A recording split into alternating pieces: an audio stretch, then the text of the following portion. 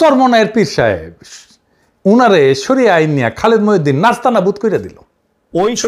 ওই শরিয়া কি এখন অন্য পৃথিবীতে অন্য জায়গায় চালু আছে এরকম কোনো উদাহরণ কি আমরা দেখবো? মানে আমরা এরকম শরিয়া দেখতে চাই বা এরকম শরিয়া দেখতেছি, ধরেন এই পৃথিবীর অন্য কোনো রাষ্ট্র আমাদের শরিয়া আমাদের দর্শন, হ্যাঁ আমাদের দর্শন, আমাদের শরিয়া, হ্যাঁ হ্যাঁ আমাদের কোরআন ও হাদিসের মধ্যে দেয়া আছে। এখনকার কোন রাষ্ট্র আছে কিনা, আমার মতে দেখেন এখনকার কোন রাষ্ট্র ব্যবস্থা আছে কিনা, এরকম রাষ্ট্র ব্যবস্থা আছে কিনা? এখন আফগানের মধ্যে আপনি দেখতে পারেন সেখানে শরিয়া অনেক বেশি। কার মধ্যে? আফগানিস্তানের মধ্যে।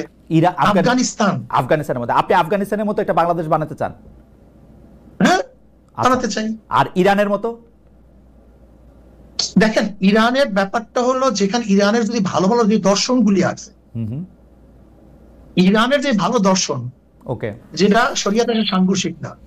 আমেরিকার যে ভালো দর্শন শরিয়াতে সাংঘর্ষিক না। ইংল্যান্ডের কোনো ভালো দর্শন শরিয়াতে সাংঘর্ষিক না। রাশিয়ার কোনো ভালো দর্শন যেটি ইসলামের সাথে সাংঘর্ষিক না।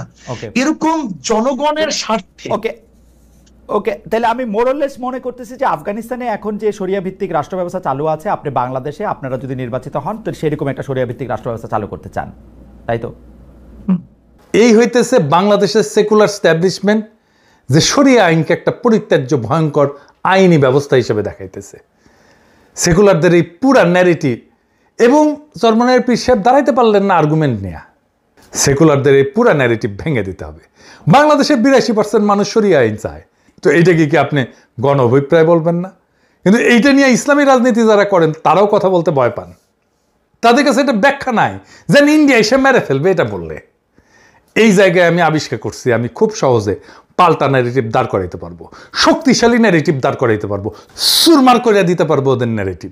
ইন্ডিয়ান ন্যারেটিভ সব কয়টা জয় বাংলা করে দিতে পারবো ইনশাল্লাহ। আপনারা দেখছেন এর মধ্যে আওয়ামী লীগের পতন হয়েছে 2024-এ, কিন্তু তার রাজনৈতিক ন্যারেটিভ জয় বাংলা হয়েছে আগে। আমি বলতেছি না যে আমি একাই করছি, আরো অনেকেই করছেন।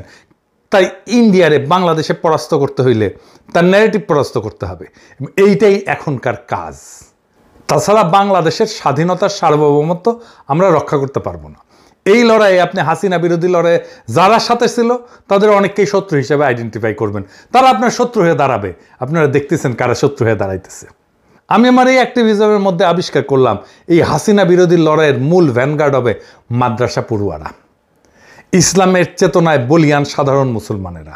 তাই হয়েছে আন্দোলনে মাঠে মাঠে নামাজের জন্য দাঁড়ায় যাওয়া বাংলাদেশে আগে কখনো ঘটে নাই।